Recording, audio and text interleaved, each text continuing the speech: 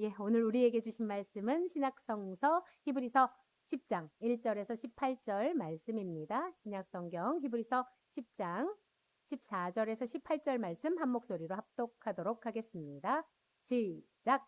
그가 거룩하게 된 자들을 한 번의 제사로 영원히 온전하게 하셨느니라.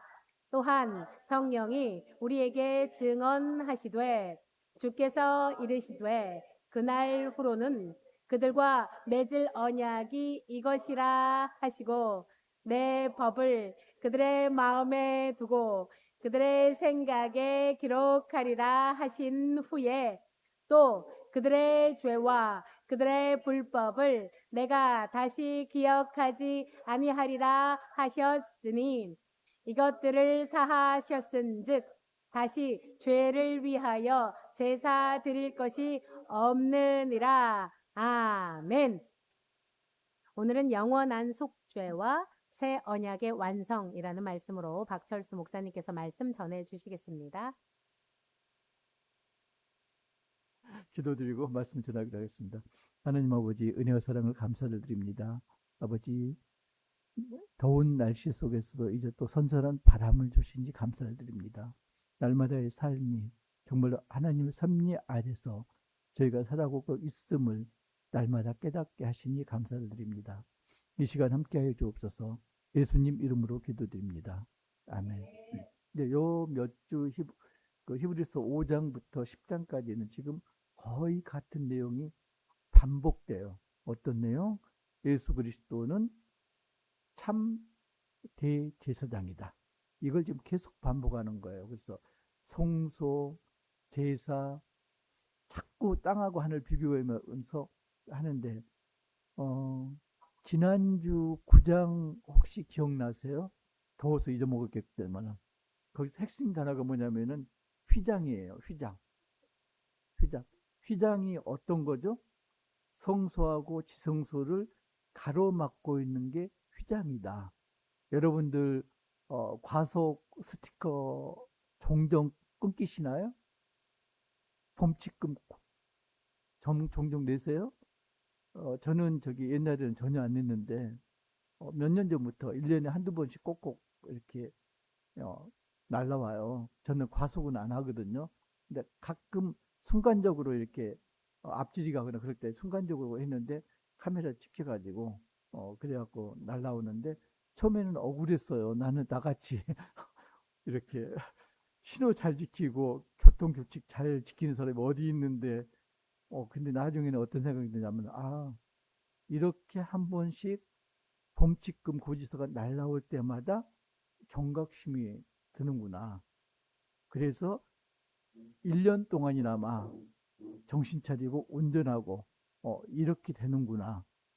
그래서 과속 범칙금은 왜 정해놨을까요? 속도 제한, 뭐 90km 속도 제한, 100km, 110km 왜 정해놨을까요? 그거 이상 속도를 내면은 위험하니까 누구를 위해서? 도로공사에서 돈 벌기 위해서가 아니고 운전자를 위해서 과속 제한을 해놨잖아요. 에덴 동산에서도 마찬가지예요. 에덴 동산에서도 선악과 나무를 하나님 만들어 놓고 아담에게 열매를 따먹으면 반드시 죽으리라 그랬는데 죽이기 위해서 그랬을까요? 그건 아니고 뭐냐면은 나는 창조주 하나님이고 너는 피조물 인간이다. 그걸 잊지 말아라. 그런 뜻이거든요. 그게 먹으면 너 죽을까 죽여버릴까 그게 아니고요. 네 분수를 알아. 너는 피조물이야. 선을 넘으면 안 돼. 이 이야기거든요. 휘장도 마찬가지예요. 성전에가 성막 성전에가 성소가 있고 지성소가 있는데 가운데 휘장이 쳐 있다. 지성소에는 뭐가 있다? 하나님의 언약궤가 있다. 그러니까 결국 그게 무슨 말인가요? 지성소는 하나님이 임재하는 장소다. 그래서 창조주 하나님은 지성소에 계시기 때문에 너희들은 휘장을 넘어와서는 안 된다. 선을 그어 놓으신 거예요. 그래서 그 언제? 1년에 한 번 대속죄일에 대제사장이 지성소에 들어갈 수가 있죠. 그것도 죽을까봐 두려워서 온 옷에다가 방울을 달고 그리고 발목에 밧줄을 메고 죽으면 끄집어내야 되니까 다른 사람은 거기 들어갈 수가 없으니까 그러던 곳이 지성소예요. 그런데 예수님이 십자가에서 돌아가시면서 어떻게 됐다? 휘장 성전 그 휘장이 위에서부터 아래까지 찢어졌다. 찢어졌다는 이야기는 뭔가요? 성소하고 지성소가 하나가 됐다. 그 이야기는 뭔가요? 죄인인 인간이 하나님이 임재하신 성소에 들어갈 수가 있다. 더 나아가서 그건 어떤 뜻인가요? 사람의 죄가 없어졌다. 하나님은 거룩하시기 때문에 죄인이 하나님과 함께 할 수가 없는데 예수님이 돌아가심으로 인해서 모든 죄를 가져가셨기 때문에 죄를 대속하기 때문에 더 이상 사람들, 예수 믿는 사람들은 죄인이 아니다. 신분이 죄인이 아니기 때문에 비로소 하나님과 만날 수가 있다. 휘장이 찢어진 게 그런 의미가 있어요. 자, 그래서 저걸 갖다 좀 더 이제 확대해서 가면은 나올 때 그 노아의 방주도 모든 사람들이 다 죽고 노아의 가족만 방주를 타고 나왔잖아요. 그게 휘장이 찢어진 거죠. 그 다음에 출애굽을 때도 홍해가 갈라지고 이스라엘 민족만 나오고 애국 군대는 물에 파묻혔다. 그것도 휘장이 찢겨진 거고 마지막에 이제 예수님이 돌아가실 때 휘장이 찢겨서 우리가 죄에서 벗어났다. 그런 의미가 있습니다. 자, 여기서 이제 중요한 게요. 우리가 번제를 드리는데 희생제를 드리는데 희생제를 어디서 드리나요? 성소에서 드리나요? 지성소에서 드리나요? 성막들에서 드려요. 성막들이 있고 그 다음에 그 건물이 성막 쪽 저기 뜰 있는 앞쪽이 성소고 뒤쪽이 지성소예요. 그러면은 저기서 성막들에서 짐승을 잡아가지고 그 피를 뿌리고 그 피를 대제사장이 성소 지성소로 가져가서 제사를 드리는 거죠. 자, 퀴즈 하나. 자, 그러면은 희생 동물은 누가 잡았을까요?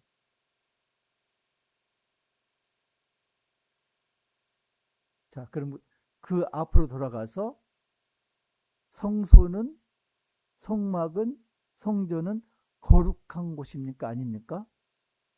예, 거룩한 곳이죠. 그러면은 성막들에서 희생 제물은 누가 잡았을까요? 제사장이 대제사장이 이스라엘 백성들이 자기 죄를 위해서 잡았어요. 가장 먼저 어떻게 했다고요? 대제사장이 자신과 자신의 가족을 위해서 짐승을 잡아서 제사를 드리고 그 다음번에 백성들이 짐승을 잡아서 그 피를 제사장이 대제사장에게 전해주면 그 피로 제사를 드렸어요. 자, 제사를 드릴 백성들이 몇 명일까요? 한이 없잖아요. 무수히 많잖아요. 그러면은 쉬지 않고 계속 희생제물이 죽여요. 그죠? 계속 먹다 가지고 거꾸로 매달아서 피 쏟고 그러면은 거룩한 성막에서 하루 종일 짐승이 죽어가면서 외치는 단말마가 그치지가 않았어요. 그럼 성막이 거룩한 것이에요? 지옥 같은 곳이에요? 지옥 같은 곳이에요. 그잖아요.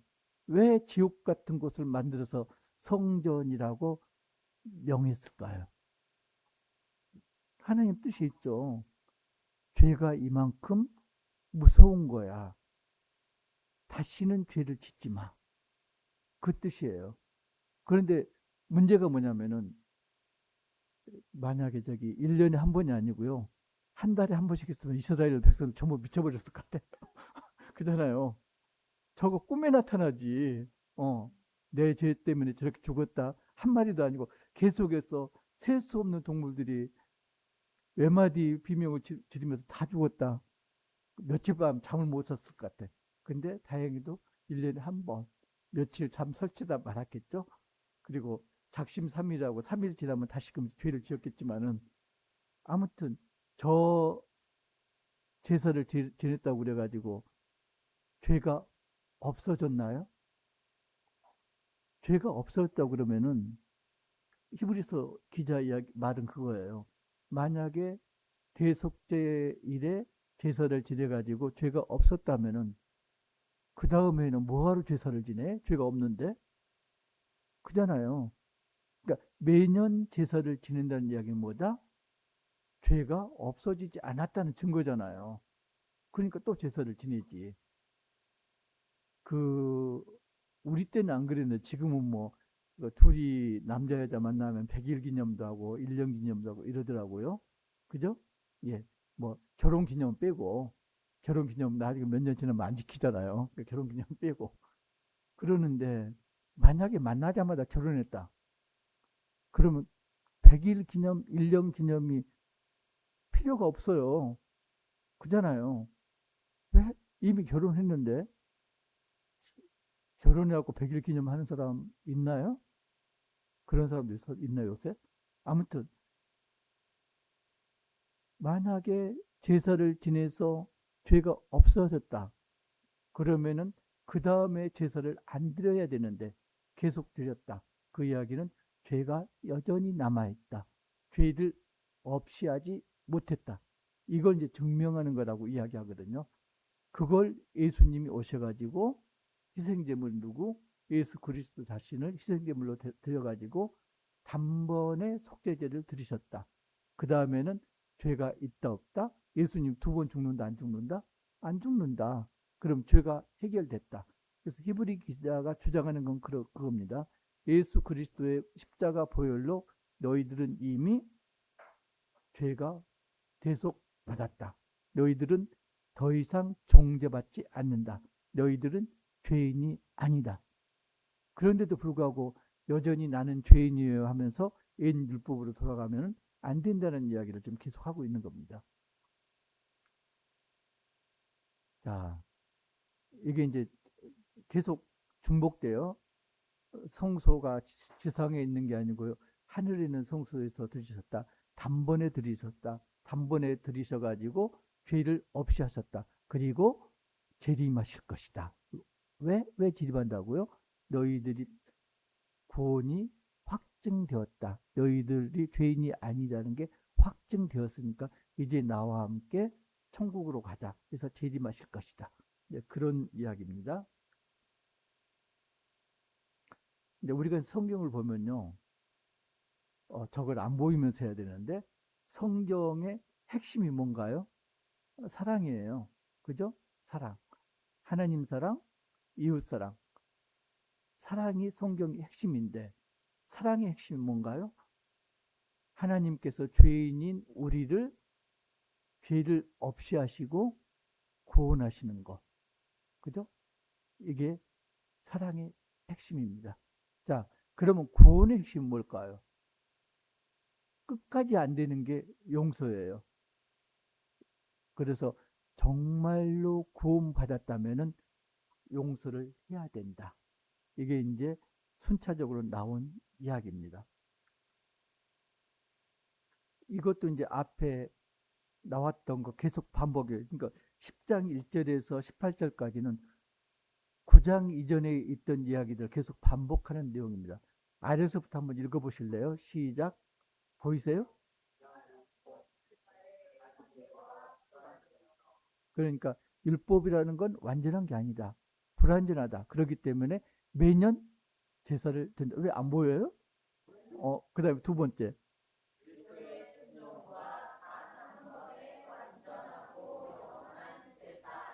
그런데 대제사장들하고는 다르게 그리스도는 단 한 번 제사를 드려가지고 완전한 구원을 이루셨다. 온전하게 죄를 속량하셨다. 세 번째요.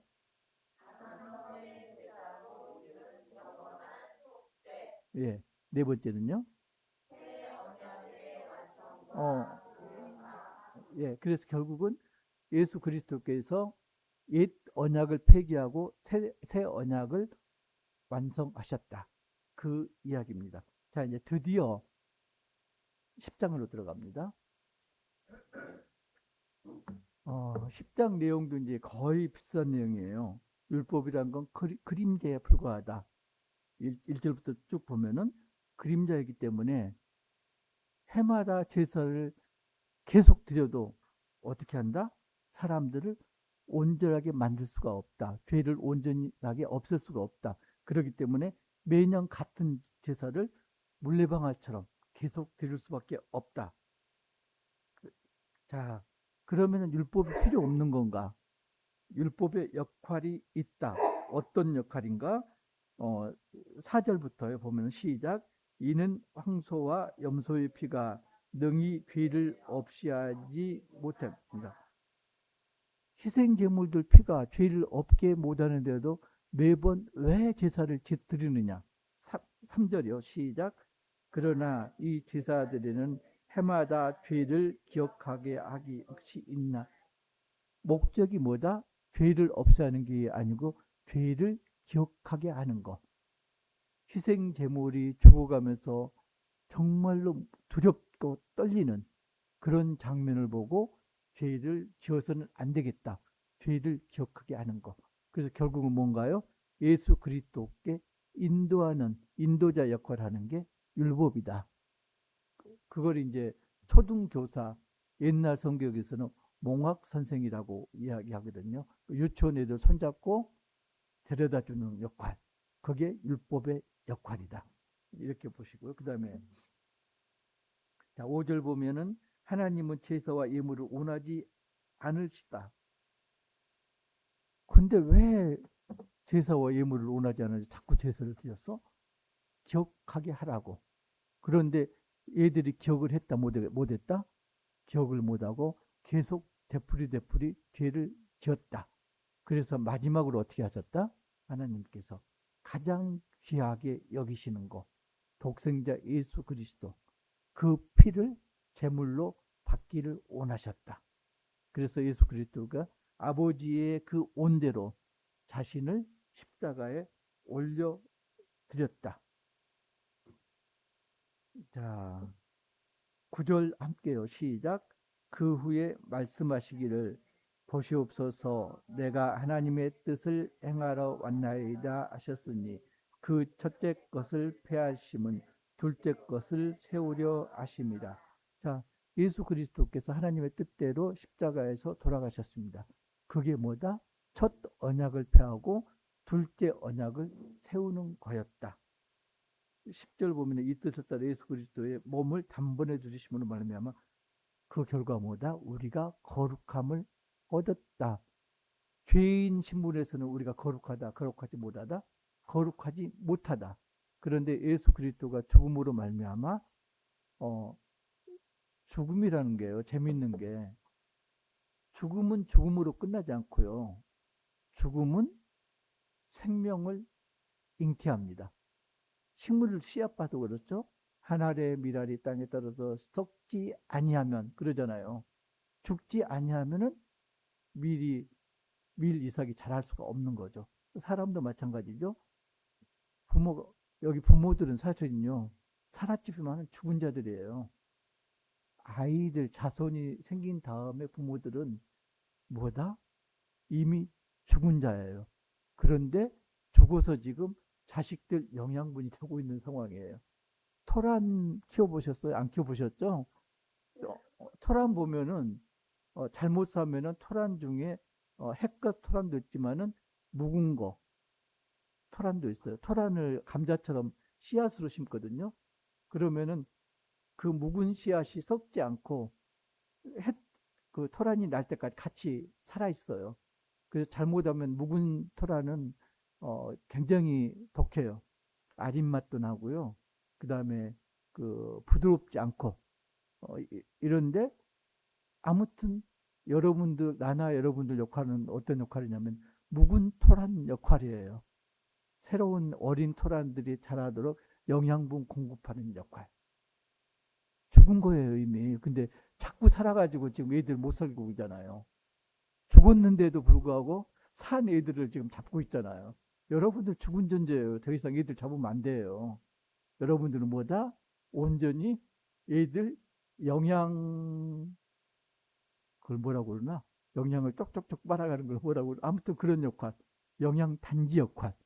꿀단지가 아니고 영양 단지 역할을 하는 게 부모 역할이다. 지금 이제 그 이야기를 하는 거거든요. 그래서 어, 거룩함을 얻었다. 그래서 하나님하고 우리가 함께 있을 수가 있다. 11절 보면은 제사장들은 매일 서서 제사를 드리는데 예수 그리스도는 하늘에 오르셔서 하나님 우편에 앉아 계신다. 서 있는 거하고 앉아 있는 거하고 대비를 합니다. 요즘은 일을 대부분 실내에서 앉아서 하죠. 밖에서 하는 일 빼고 대부분 책상 앞에 앉아갖고 앉아서 일을 하잖아요. 근데 옛날에는 앉는다는 행위는 뭐다? 휴식의 개념이다. 일은 서서 하는 거다. 육체를 썼기 때문에. 자, 누가 떠올라요? 마태복음 10장 39절 보면은 마르다와 마리아가 떠오르죠. 저만 떠올랐나요? 아무튼 서 있고 앉아 있는 거. 자, 누가 언니예요? 마르다가 언니예요? 마리아가 언니예요? 마르다. 자, 누가 일을 했나요? 마르다. 저는 지금 마리아하고 마르다가 헷갈려가지고 어떻게 해오느냐. 마르고 닳도록 일을 하는 게 언니 마르다다. 동생은 철부지야. 언니가 일해도 앉아있어. 철푸덕 앉아있는 게 철부지 마리아다. 저는 그렇게 해왔거든요. 근데 지금, 왜요? 초대 교회, 고대 이제 중동 그 당시 관습으로 보면은 서 있는 경우는 일하는 거다. 휴식이 아니다. 앉아 있는 건 쉬는 거다. 휴식이다. 기독교적 개념으로는 안식에 들어간 게 앉아 있는 거다. 자, 마리아는 어떻게 했었나요? 예수님 발치에 앉아 있었습니다. 그러니까 예수님 안식에 함께 참여하는 자가 됐습니다. 그런데 마르다는요, 예수님 대접하겠다고 분주했잖아요. 이것도 장만하고 저것도 장만하고. 마르다는 세상적으로 예수님을 대접한다는 그 생각 때문에 예수님 안식에 참여하지 못하는 꼴이 됐습니다. 그러니까 세상 관점으로 보면은 마르다는 정말로 착한 여자예요. 그잖아요. 근데 반면에 마리아는 싸가지가 하나도 없는 여자예요. 그잖아요. 언니는 손님 대접하겠다고 분주한데 철푸덕 앉아갖고 이야기만 나누고 있잖아요. 그잖아요. 근데 세상 관점으로 봐서는 안 된다. 기독교적 관점에서는 어떤 게 중요하다? 예수님의 안식에 참여하는 자가 되느냐 아니다. 이게 중요하다. 이 이야기입니다. 그래서 예수님이 하나님 우편에 앉으셨다는 건 지금 어떤 상황이다? 이미 할 일을 다 끝마쳤다. 어떤 할 일? 죄인들을 속량하는 일. 그거 전부 끝마쳤다. 더 이상 제사를 드릴 필요가 없다. 오직 뭘 하고 있다? 올 백성들을 위해서 중보 기도만 하고 계시다. 그 이야기입니다. 그러니까 제사는 끝났다. 옛 언약은 폐기됐다. 14절 보면 그가 거룩하게 된 자들을 한 번의 제사를 영원히 온전하게 하셨느니라. 그러니까 이미 우리는 거룩하게 된 자입니다. 그런데도 불구하고 어떻게 한다? 나는 죄인입니다. 내 탓이요, 내 탓이요. 천주교에서 내 탓이요 이거 하죠? 내 탓이요, 내 탓이요. 왜 근데 그게 없어지지 않느냐? 죄인이 아님에도 불구하고 어떻게 됐다? 지속적으로 지금 선을 넘기 때문에 과속 딱지를 받고도 계속 과속을 하기 때문에 선악과를 따먹고 하나님 영역을 침범했음에도 불구하고 계속해서 침범하기 때문에 휘장이 찢어져서 죄가 없어짐에도 불구하고 지속적으로 옛 제사를 드리려고 그 이야기도 뭔가요? 계속 죄를 짓는다는 이야기죠. 지속적으로 죄를 짓기 때문에 어쩔 수 없이 내 탓이요, 내 탓이요 한다는 이야기죠. 그래서는 된다, 안 된다? 그래서는 안 된다는 이야기죠. 자, 중요한 게요. 17절 한 목소리로 시작. 그들의 죄와 그들의 불법을 내가 다시 기억하지 아니하리라 하셨으니 하나님은 이미 죄 불법을 기억도 하지 않겠다. 그렇게 선언하셨습니다. 그런데 하나님 백성들은 어떻게 했다? 지속적으로 잘못했다고 지금 내가 죄인이라고. 아니 생각을 해보세요. 아이가 잘못했어. 그래서 너 다시는 그러면 안 돼. 용서를 해줬어. 부모는 깨끗이 잊었어. 날마다 얘가 와서 엄마 잘못했어요. 그 다음날 와서 엄마 잘못했어. 그러면 속 터지지. 안 그래요? 하나님 지금 심정이 그렇다는 이야기예요. 이미 죄를 다 용서하고 너희들은 죄인이 아니니까 언제든지 와고 나하고 함께 먹고 마시자. 이러는데 저는 죄인이기 때문에 갈 수 없어요. 용서해 주세요. 날마다 그렇게 석고대죄하고 있단 말이에요. 그러면 하나님 답답하시겠어요? 안 답답하시겠어요? 답답하셔요. 지금 얼마나 답답하시면 지금 날씨가 덥겠어요. 답답하세요. 자, 18절 한 목소리로 시작. 이것들을 사하셨으니 다시 죄를 위하여 제사 드릴 것이 없느니라. 그래서 이제 잘못 해석하면 이제 이단 나오죠. 여기서 우리는 죄인이 아니야. 하나님께서 이미 용서하셨어. 우리는 거룩한 자야. 그래도 고로 어떻게 한다? 지금부터 내가 하는 행동은 아무런 죄가 아니야. 이단이 나오는 거예요. 몇 월, 며칠, 몇 시에 네가 구원받았다고 그러면 그때부터 네가 한 행동은 전혀 죄가 아니야. 이단들의 주장입니다. 잘못하면 이단은 빠져요. 자, 그러면은 하나님께서 용서하시고 다시는 죄를 기억도 하지 않겠다 선언을 하셨으면은 우리는 어떤 신분이 됐죠? 죄인이 아니라 자유인이 됐습니다. 갈라디아서 5장 1절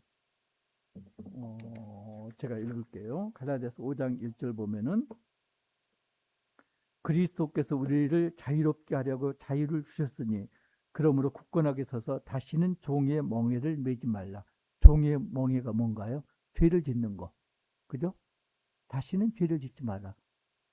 예수님이 죽어서 너희에게 자유를 주었는데 다시 죄를 짓는다면은 너희는 뭐다? 죄인이 되는 거다. 그래서 계속 나는 죄인입니다. 이러는 거예요. 정말로 내가 자유인이라면은 죄를 짓지 않는다면은 내가 죄인이라고 할 필요가 없죠. 나는 죄인이 아닌데. 자, 그러면은 내가 자유인이다. 그러면은 자유인으로 산다는 게 어떤 게 자유인답게 사는 걸까요? 이단처럼 막 사는 게 자유인으로 사는 게 아니라는 이야기죠. 고린도후서 11장 23절. 고린도후서 11장 23절. 그들이 그리스도의 이렇게 바울이 하는 말입니다. 정신없는 말을 하거냐 나는 더욱 그러하더라. 거짓 교사들이 나는 그리스도의 일꾼이다 이렇게 주장하니까 바울이 하는 이야기입니다. 그들이 그리스도의 일꾼이냐 정신없는 말을 하거냐 나는 더욱 그러하더라. 내가 수고를 넘치도록 하고 옥에 갇히기도 더 많이 하고 매도 수없이 맞고 여러 번 죽을 뻔하였으니 뭔가요? 고난에 굴복하지 말고 헌신적으로 복음을 전해라. 자유인이 자유인답게 사는 게 마음대로 사는 게 아니고 헌신적으로 복음을 전하는 것. 이렇게 살아야 된다. 자, 복음을 전했어요. 열심히 전했어요. 선교는 아무도 안 나갔죠. 아무튼 나중에 나가서 선교도 나가고 해서 복음을 열심히 전했어요. 그걸로 끝일까요? 마지막 하나가 부족하다. 우리가 주기도문을 계속 예배 드릴 때마다 올려드리죠. 어떤 거? 우리가 우리에게 죄 지은 자를 용서한 것 같이 우리 죄를 용서하옵시고. 나는 용서를 안 해. 나한테 잘못한 사람 용서할 수 없어. 그리고 하나님 용서해 주세요. 된다 안 된다? 안 된다. 그게 이제 1만 달란트 빚진 자 비유죠. 마태복음 18장 이거 한번 찾아보실래요? 18장 33절. 마태복음 18장 쭉 이야기는 아시잖아요. 만 달란트 빚진 자가 있었다. 신하가 있었다. 그러니까 만 달란트는 옛날 같았으면 제가 계산했는데 계산 안 하기로 했다고 그랬죠. 아들 손자 때까지 평생 일해도 갚을 수 없는 액수 1만 달란트. 이게 이제 작은 국가의 한 해 예산이라고 그럽니다. 그 정도 되는 액수. 이게 1만 달란트. 이걸 임금이 그래 없던 걸로 하자고 없애줬어요. 빚을 탕감해줬어요. 그러니까 쉽게 말하면 은행에 100억도 더 되는 그 액수인데 줄여가지고 은행에 1억을 빚졌는데 보니까 얘 너 평생 해도 빌비고를 갚지 못할 것 같아. 빚 없는 걸 해줄게. 1억을 탕감해줬거든요. 근데 100데나리온 원래 이제 성경대로 하면 100데나리온은 100일치 일당이에요. 그것도 이제 줄입시다. 그냥 나한테 10만 원 빚진 얘가 있었어. 그리고 갚질 않아. 1만 달란트 탕감받고 나가는 길에 100데나리온 빚진 동료를 만났어요. 그러면 어떻게 해야 될까요? 은행에서 1억 원 탕감받아서 10만 원 빚진 친구를 만났어. 어떻게 해야 될까요? 까짓거 10만 원 그래 없던 걸로 하자 이렇게 하는 게 옳잖아요.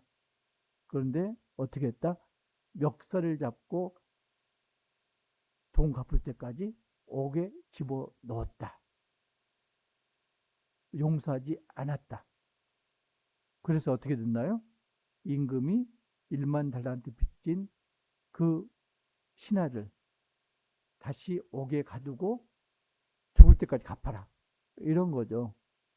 그러니까 자유인의 삶의 마지막이 뭐다? 용서다. 아무리 헌신을 하고 이랬더라도 용서하지 못했다면은, 용서한 사람이 한 사람이라도 남아있다면은 그 사람은 어떻게 한다? 하나님께 용서를 받지 못한다. 굉장히 무서운 말씀을 지금 하고 있는 거예요. 여러분들 머릿속에 떠오른 사람 있어요? 나한테 10만 원 꼬가고 안 갚은 사람, 나한테 100만 원 꼬가고 안 갚은 사람. 나는 몇 사람 떠오르는데 어, 어, 나한테 몇 천만 원 가져갖고 안, 갚, 안 갚은 사람도 있고요. 물론 나중에는 받을 생각을 안 했지만은 이런 사람을 용서하지 않으면은 어떻게 한다? 나도 용서받지 못한다. 그러니까 완전한 구원하고 그리고 완전한 새 언약은 어느 때 비로소 이루어진다? 내가 다른 사람을 용서할 때 새 언약이 완전한 구원이 이루어진다. 그러니까 착각하시면 안 돼요. 이걸 이제 그 전문적으로는 구원이 일회성 구원이 아니고 두 번 구원이라고 이야기를 하는데 첫 번째 구원은 예수님 만났을 때 첫 번째 구원입니다. 이제 한국 교회가 잘못된 게 뭐냐면은 첫 번째 구원만 강조를 해요. 예수님 믿고 교회 왔으니까 너는 구원 받았어. 그리고 두 번째 구원에 대해서는 이야기를 안 합니다. 왜요? 성도들 마음이 찔릴까봐. 두 번째 구원은 언제 이루어진다? 그것도 이제 완화시켜서 표현하면은 이웃 사랑을 행했을 때 이루어진다. 여기까지만 이야기해요. 온전히 네가 구원받았다고 하면은 네 행실을 보면 알 수가 있다. 말로만 하는 그 선행은 죽은 선행이다. 야고보에서 나오잖아요. 그죠? 그래서 실제적으로 이웃사랑은 말로 행하는 게 아니고 몸으로 행하는 게 이웃사랑이다. 거기까지만 이야기하는데 지금 히브리서 기자는 뭐까지 나오나요? 그걸 넘어서 용서까지 해야지 완전하게 구원받을 수 있다. 이렇게 이야기합니다. 근데 용서가 쉽나요? 용서가 죽지만큼 어렵습니다. 입으로는 용서가 참 쉬워요. 그래 용서할게. 그리고 속으로 덧붙입니다. 그래도, 그러나, 그럼에도 불구하고, 그죠? 진짜 용서는 다른 말을 덧붙이지 않는 겁니다. 용서는 순간 어떻게 되나요? 그 다음 책임은 누구한테 넘어간다? 용서받을 사람한테 그 책임이 넘어갑니다. 나는 용서한 걸로 끝입니다. 그 다음 벌을 받든지 말든지 누구다? 용서받을 그 사람 몫이다. 나는 내 몫만 다하면 된다. 정리를 합니다. 예수 그리스도께서 십자가에서 돌아가셨다. 피를 흘리셨다. 피는 죽음과 생명을 동시에 내포하고 있다. 그래서 우리가 죄사함을 받고 거룩한 자로 거듭 태어났다. 옛사람은 죽고, 여목사님 과거에 그 여자는 죽었다고 자꾸 그러잖아요. 옛사람은 죽고 거룩한 새 사람으로 거듭났다. 그러면 우리는 어떻게 해야 되나? 새 언약에 맞춰서 온전한 구원을 이루어야 된다. 그게 뭐다? 자유를 주셨으니까 참 자유인으로 살아야 된다. 참 자유인으로 사는 게 적극적으로 헌신하는 거다. 나를 위해서 헌신하는 게 아니고 이웃을 위해서 적극적으로 사랑을 베풀고 헌신하는 거, 복음을 전하는 거, 이게 참 자유인이다. 그런데 마지막 하나까지도 우리는 넘어서야 된다. 뭐? 용서를 해야 된다. 그래야지 우리도 용서를 받을 수 있다. 항상 그러잖아요. 똥 묻은 겨가 겨 묻은 개 나무란다. 우리가 용서하지 않는 그 사람이 똥이 아니고 겨일 경우가 많습니다. 대부분 부분의 경우는 내가 똥이에요. 근데 나는 똥이 아니고 겨라고 굳게 믿고 있죠. 그래서 똥 묻은 개를 용서할 수가 없어. 그런데 다른 사람 객관적으로 보면은 똥 묻은 개가 나야. 그러니까 빨리 똥 묻은 걸 털어버리고 겨 묻은 개를 용서해야 합니다.